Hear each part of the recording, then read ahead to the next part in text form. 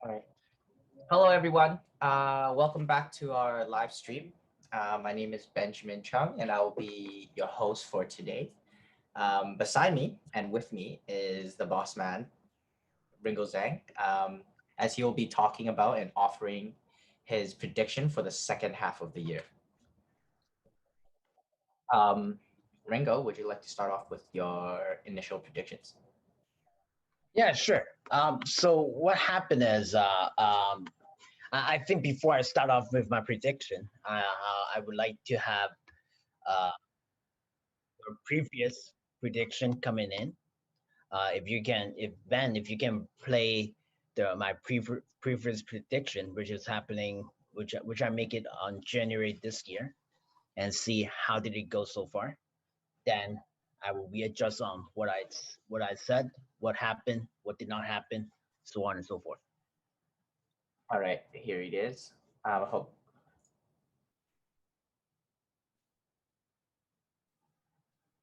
Yep.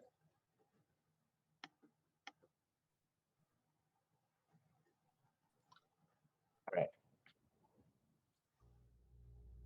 Hi, the following will be the three bold prediction that I make for Toronto real estate market in the year 2021. First, we will see that the market will be increased by 15%.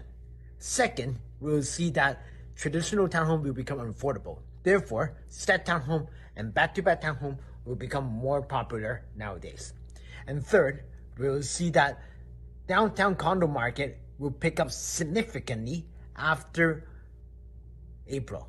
So for more information, feel free to subscribe my channel and I will elaborate on my point. Thank you. Yep. So Okay. this is what I make. Okay. So basically, I just make 3 point. Okay. You stop laughing. And this is what I make so far. I make 3 point. I said that the market increased by 15%. Okay. Ironically, I think I'm a little bit short of that because the market already increased by 20% from year to year. And if Very you true. allow me to show this graph here, okay, it definitely show that how the market goes. I would say the sales price, average resale price, okay, compared to what happened last year, okay. So for May last year, we were at around like 800,000, okay, a little bit over 800,000, 820,000. But this year we're skyrocketed to like 110,000, okay. So at the end of the day, obviously we have more is almost is over 20% increase here, okay, Mhm. and it's pretty unexpected, okay. And I was short of that, and am I do I have to correct my original prediction on how the market will increase? Yes, but do I think that it will keep going up like from time to time? I don't think so, because what happened to the market right now is that it has been cooling down a bit in the month of June. So I'm not going to be surprised that on the month of June, we will see that for the first time, we will see that month to month, there will be a decrease. Okay. But I don't think that there will be much. Okay. And second is that I didn't take into account that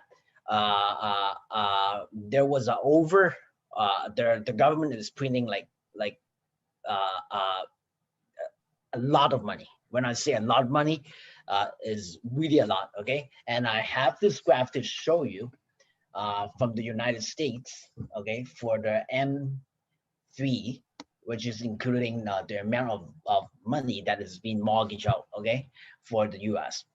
So if you take a look at what happened in the U.S. Okay, between year 2010 to year 2000 and I would say year 2019, they have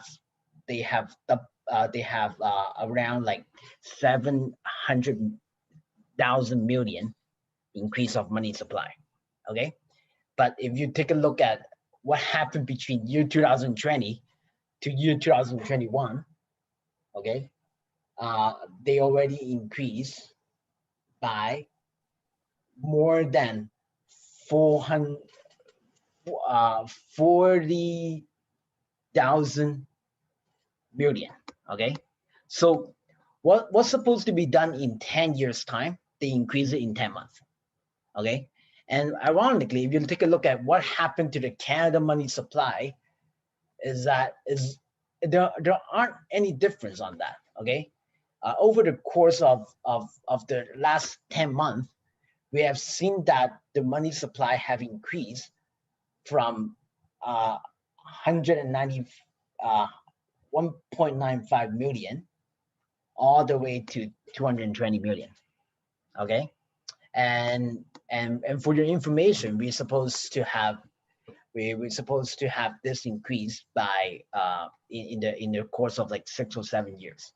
So basically, this effect is obviously going to be because of government stimulus policy. Okay, they would like to print more money. Okay, so that our economy is not going to be constrained given their situation out there right now. And also, one thing that we have to know is that uh, a currency is devaluing. Okay, so therefore, the new currency that we have, as I spoke with a lot of the developer nowadays, they're saying that land will be the new form of currency. So I don't know, Ben, if you agree with me on that. Potentially. I know that buying real estate is a great way to adjust for inflation. Is a great way to, yeah, holding cash is actually not as good, but buying property, because as it is increased, it will adjust for the inflation and it'll eat it. It'll eat the inflation cost. Yes. Okay. And luckily, knowledge. like if we happen to see like what happened to the overall real estate market around the globe, okay, is that we see that Canada itself have increased in the year 2020 only. Okay, I didn't take year 2021 into account. Canada itself increased by 10%, and while US increased by 12.63%. So if you look at what happened in the US, it's pretty much have a very good correlation with Canada. Okay, we're not the only country that saw increase in real estate prices. Okay, we saw that UK have a similar increase as we have in Canada. So at the end of the day, I think just be fair. Like the reason that we see this amount of increase is because of the devaluation of the money. Okay, and also it's also because of the fact that people are getting more and more frustrated on the fact that currency is not giving you any interest. It's actually devaluing. The moment you have $100 right now, it will probably be worth $97 like next year.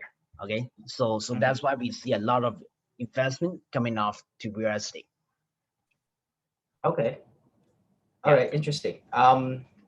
So just out of curiosity, if I don't know if you answered this earlier, but would you maybe want to, all right, would you correct if there's any that was right, and if there's anything you would correct with your previous predictions?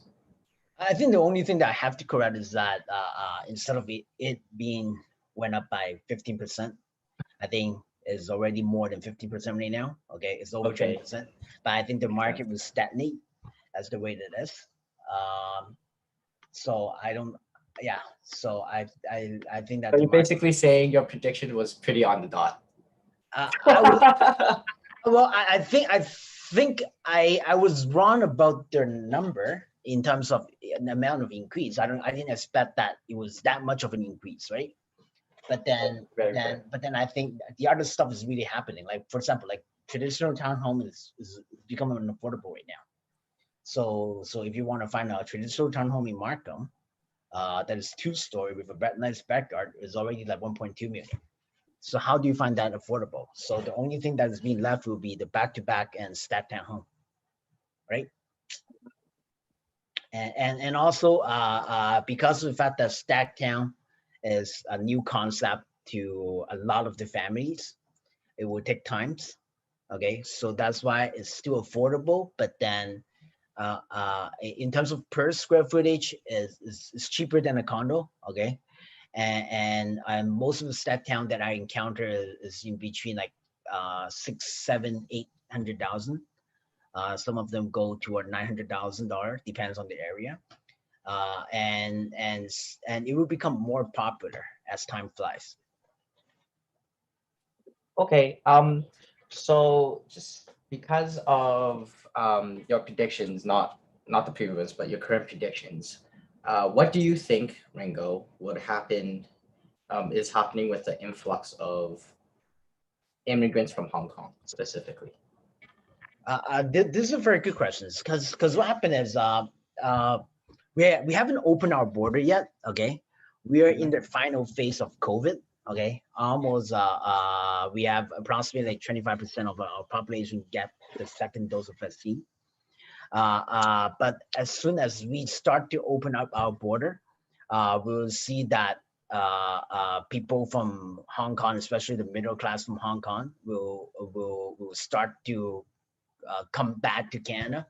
The reason that I use the word "come back to Canada" is because there are over 300,000 people, Hong Kong Canadian living in Hong Kong right now, and they are not a strong believer on their political system there.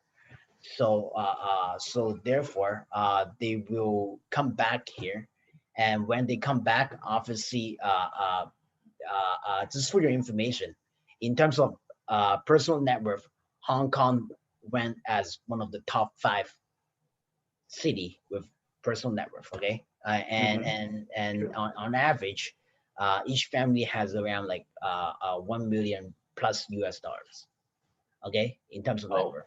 So but when you're talking about Hong Kong Canadian, obviously they have received Canadian education.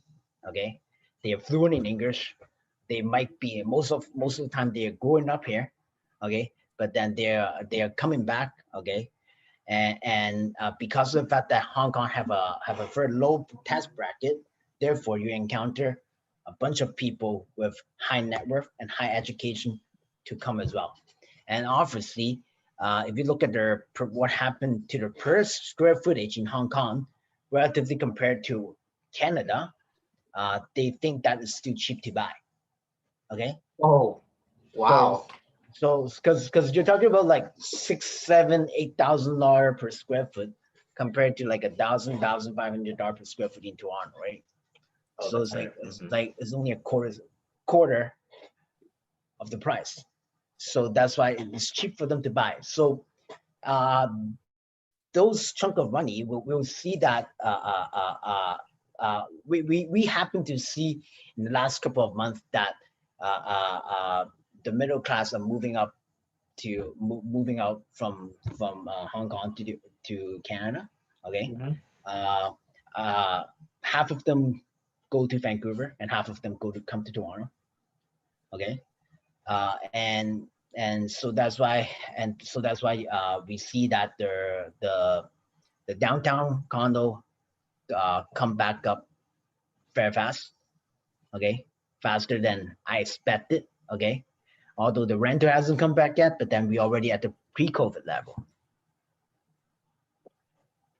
Okay, so then so I did read an article saying that the Hong Kong's biggest newspaper was shut down, and so sorry, the pro-democracy newspaper got shut down, and I'm just wondering if you have any comments on that, and what, like, I guess to add on top of what you're saying, that Hong Kong is like there will be an influx of Hong Kong immigrants. Well, I think it just happened that put it this way, like I myself do not want to get involved in any of the politics. Okay, but then it just happened that many of the Hong Konger, like I myself come from Hong Kong as well, did not believe in the political system in Hong Kong right now. So therefore, the only way that they feel comfortable with their money will be outsourcing their money to where they're supposed to be. Okay, So with the 300,000 Hong Kong Canadian in Hong Kong right now, obviously we expect there a lot of capital influx coming in. Okay, how much would that be? I don't know. There are research saying that 8 billion already went come to Canada and for real estate.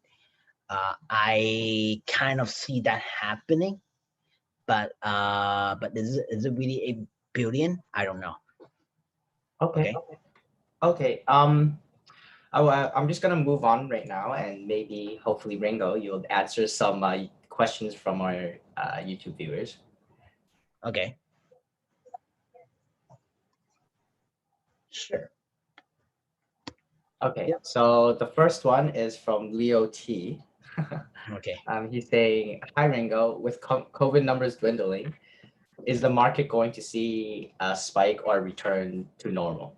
I think what he means normal by is pre-COVID. Would it return back to pre-COVID situation? Yes and no. Actually, we already like 30% higher, 20 or 25% higher than pre-COVID. Okay, I think what he meant is might be condo market. Condo market already seen a comeback, and the comeback is faster than everyone expected. Okay, within 2 months, it recovered from the loss that they have from last year. So I think actually, especially with COVID, it will drive the price even higher because of the increase in material costs and also increase in in in investment as well. Yeah, as people do not believe on currency anymore. Okay, so so interesting. So let's just say that there's an increase, and I believe there's an increase of double in terms of wood material cost at least. And so are you saying that potentially, and because there's a huge demand of I don't know if you would call them political asylum seekers, but basically with the influx of immigrants, demand from the market, as well as the increase of materials, what do you think is going to happen to the market? This is my own personal question at this point. So what's your question again with the influx? Just like, so there's an increase of materials, an increase of demand, and we know that supply is going to stay the same, or at least there's no a significant increase in supply.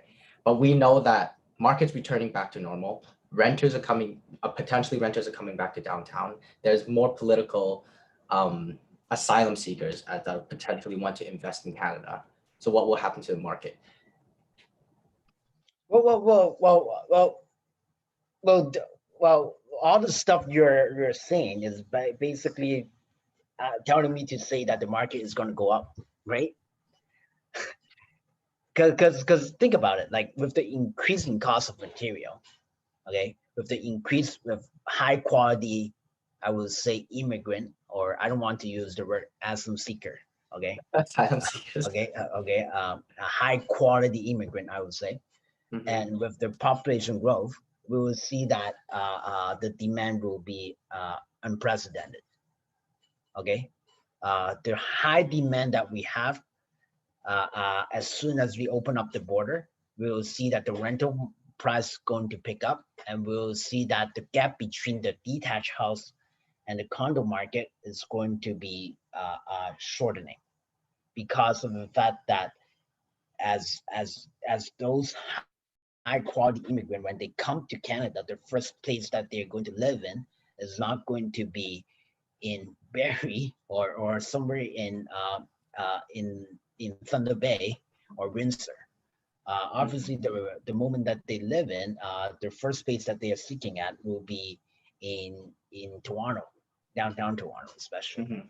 So therefore, we will see that a huge influx of high quality immigrant, again, using the high quality immigrant, coming back to Toronto, okay, and we will see that the condo market start, especially for the rental price, start to pick up again, okay. We'll see multiple offer in terms of rent, and we will see more and more starter home, I will say, because as time flies, developers start to know that, oh, I don't need to build like a lot of single family dwelling anymore. Okay, because one single family, one subdivision with like, let's say 25 single family house, I can build 170 townhouses, that townhouse. So why don't I just build that instead? To Instead get, of just single. yeah, it's to get more money. So we will see that a lot of the developers shifting their gear towards that townhome, and obviously the price is just going to be keep increasing, and I don't see that. But I will see that the market will start to stagnate for a while before it increase, because of the fact that because of the fact that uh, I don't know why, but I just can't see myself anymore. Can you see me? No, we cannot. Oh, yes, I can Okay, see yeah. you now. Yeah, but I will see the price will start to increase, but then I don't see that it will increase the rate as what it's supposed to be a few months ago. Okay, it will gradually increase, and I think that the price will stagnate until the end of this year, until we finally open the border up, and until the condo price start to pick up at the pace that the detached price start to pick up. Then we will see another increase, a huge increase in the detached sector. Okay. Okay, so I hope that answers your question, Leo and Iris. There's I guess next question from Jordan W is kind of related, but he's essentially asking, are renters coming back? Yeah, actually, yes. As I already encounter multiple offer for some of the property. I just closed one of Rental my property. populars? Yeah. I just closed one of my investment property in Young Ellington, and I listed for 1650, and I don't know why I was trying to figure that out, but anyway, I just continue, and I was and I already received multiple offer, and you know that I own a property management company, and we have 15 properties in the coming summer, and then approximately 6, 7, or 8 of them is already being booked.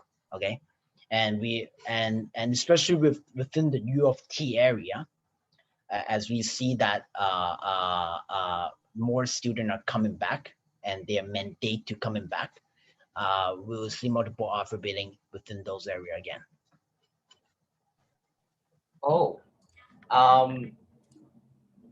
okay, awesome. So I guess Leo and Iris both have very similar questions. But Leo's question is it a good time to invest now? And Iris is saying, is it a good time to rent in downtown again? I don't know why. I don't know what happened to my camera. Anyway, is it a good time to invest now? Yes. Okay, it's always a good time to invest, because the market is not going to drop, from my opinion. Given the fact that if you look at the price of more of the raw material, the price of land, the price of steels, okay, it's higher than ever. Okay, and it just happened in every single country that the real estate market keep increasing. So I don't think that the price is going to drop. I think real estate is one of the best way to fight against inflation.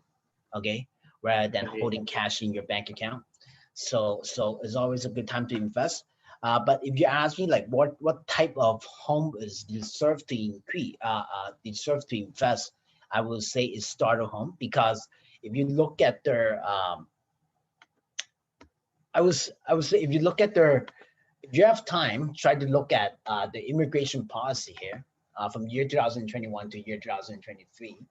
Okay, 60% of the emission, so which means 60% of the immigrant are coming from the economic class. Okay, so economic class means that people with high quality education. Okay, but they are relatively young. Okay, they're in between the age of 25 to 40. So when you're trying to invest, you have to look at what type of people are going to have demand. Okay, obviously the immigrant are going to be the type of people that have a huge demand. Okay, do you see my chart here? Yeah. Now I do. Yes. Yeah, you do, right? So in the year 2021, we'll anticipate that 411,000 will be permanent residents. Okay. Uh, Year 2023, we will expect like 420,000. So in total, we will see more than 1.2 million people coming off to Canada. Okay, become permanent residents at least, and then half of them, I would say at least 1/3 of them will come to Toronto. So going back to the questions, I think that is better that you guys invest in the starter home. Starter home as in something that is like under 1 million. Okay, stat town maybe like a 1+1 or like a 2 bedroom. Okay, in between like 6, 7, 800,000 will definitely be something worth to invest. Okay, because of the high population demand. So just one more question before we move on to the last segment. But question from Leo: is it still hard to get an offer accepted as of right No. now? Not anymore. Not anymore. If you look hard enough, I think that you can get a pretty good deal out there, and you still have some option to buy. So if you look at their actually, if you look at their land, so this chart right here already show you that sales to new listing ratio, okay, it's been higher than ever, okay, but then it's declining. It's declining. And I'm not going to be surprised that in the month of June and July, it will become in around like 50%, okay, which means that we're entering into a balanced market. So it's pretty, entering into a balanced market means that the market is not going up and the market is not going down, okay? But at least a good sign to our residents in Toronto that our housing market is really stabilizing right now. Okay. Okay, awesome. So for our last segment, we will be doing a buy or buy kind of thing. So Ringo, do you have any projects that you would like to recommend or maybe tell your viewers to shy away from? Well, I will recommend, but then I won't tell my viewer to shy away from real estate. Anyway, give me 1 second. First, I will just try to pull it out. So today we're doing. Yep. So today we're doing. Can you see my screen here? Yeah. Yeah.